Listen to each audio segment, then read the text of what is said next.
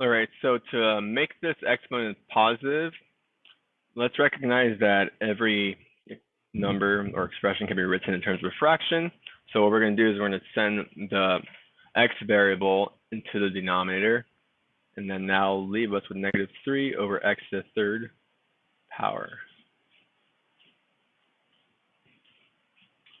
Number 2, so this will be in the denominator if we want to make the -1/2 positive. And so on top we have -5 times 3 times -9. So let me just write it out like that. And then in the denominator we have 2 times 4 minus 9x to the 1/2 power, because we're going to make it positive. And then from here we can just simplify. 15 135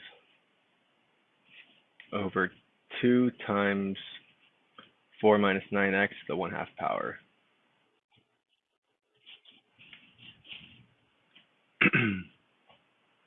Number 3, so this is equivalent to, again, this is like 2 over 1, so on top we have 2 times the -2. In the denominator we have a 2 minus x times a 2 minus x squared, and so then this will make it 2 minus x cubed in the denominator, and we'll have -8 on top.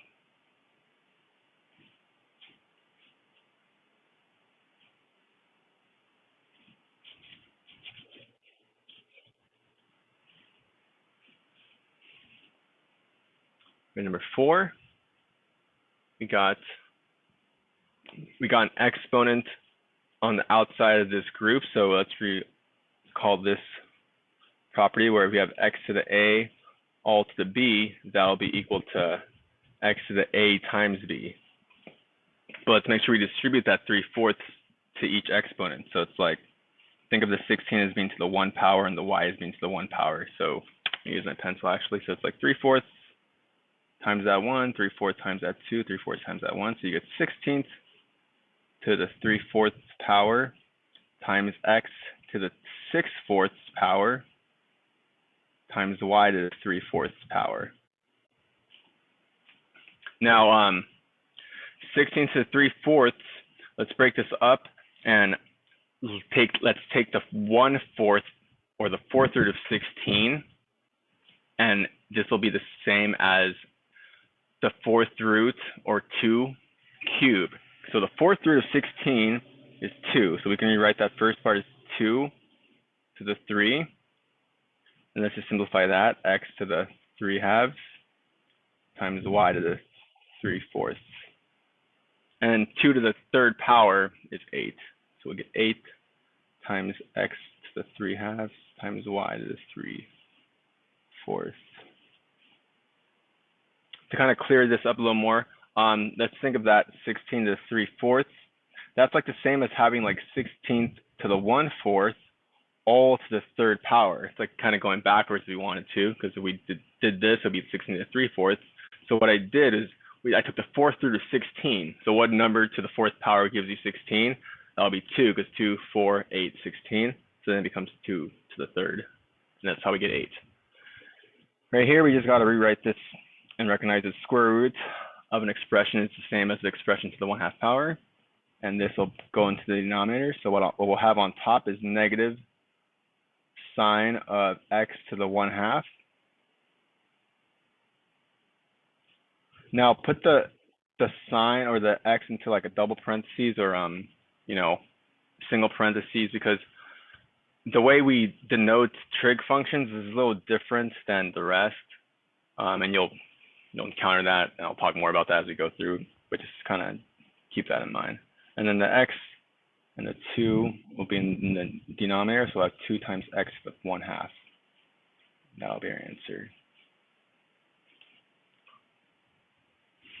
All right, here we have, okay, so on top, this is like, you could break that up as like the square root of 4, and then have an x minus 4 out of that. And then we have, let's remember, this is like, if this is all, this whole thing is x to the fourth, or x minus 4 to the 3/4. You have the radical return like that, so x minus 4 to the 3/4 power. Now at the top, this is like the square root of 4 times the square root of x minus 4. And the square root of 4 is just 2. So it just becomes 2 times the square root of x minus 4. On top.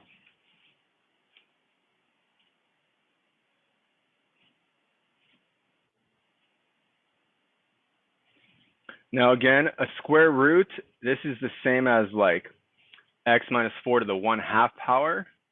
So x minus 4 to the 1/2 over x minus 4 to the 3/4.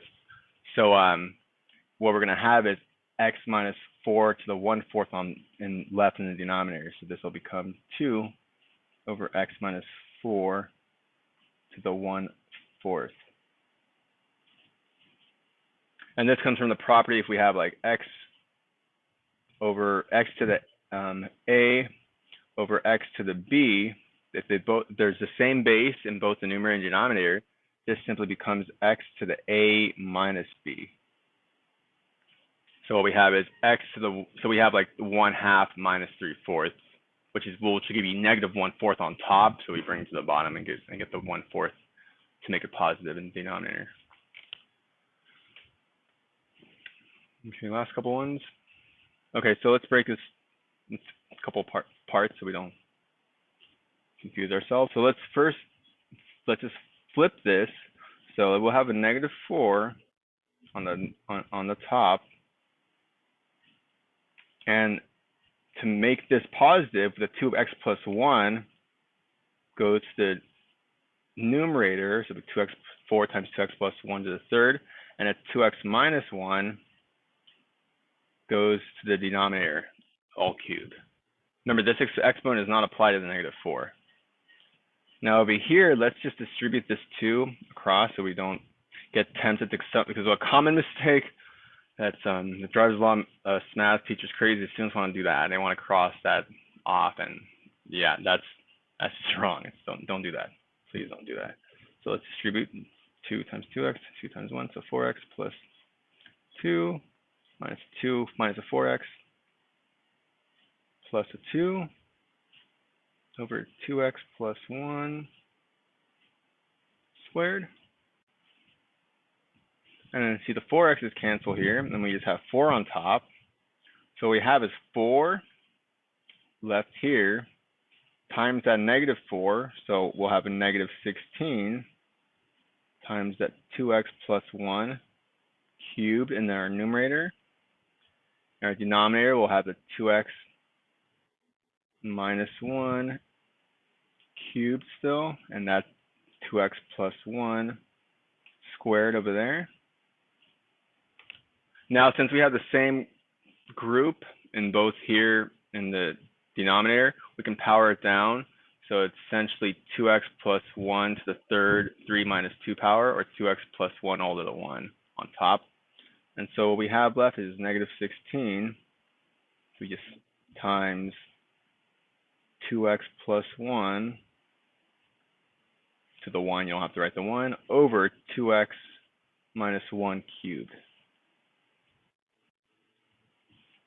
And that's as far as you can go. Again, don't try to mess with it. Don't try to cross out those 2x's or do anything. You could do negative 32x minus 16 if you want on top, but you can't really cancel anything else out. Here, this is probably just one to kind of make sure you don't get tricked into this. So this is just a fraction, and this is just a fraction. So it's really just 1/2 times 2/3. So it looks like this essentially.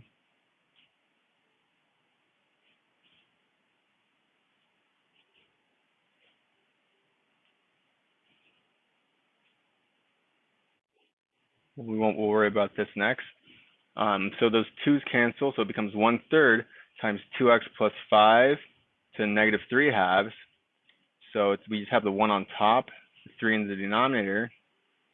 So if it's negative 3/2 in the numerator, then to make that positive, we just bring the 2x plus 5 to the denominator and make that 3 halves, or make that negative 3 halves a positive 3 halves.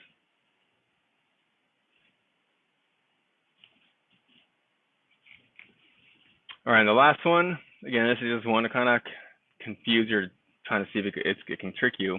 But let's just work on the inside first. Don't distribute this negative 1/2 into each term. It doesn't work that way. It works on the inside first.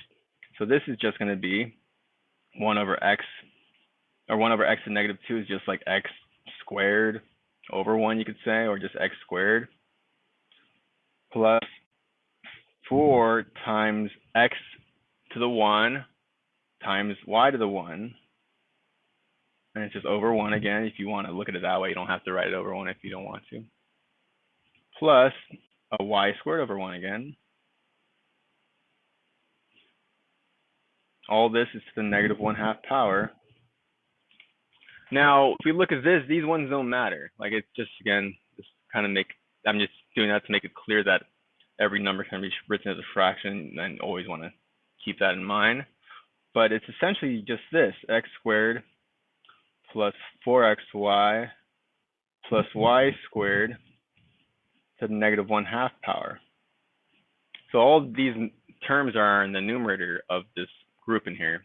So to make this exponent positive, we bring all this to the denominator. So it becomes just 1 over x squared plus 4xy plus y squared. And that whole expression there is the 1/2 power, because it's in the denominator of this. Make sure you still write a 1 on top, otherwise it won't be correct. And that's it.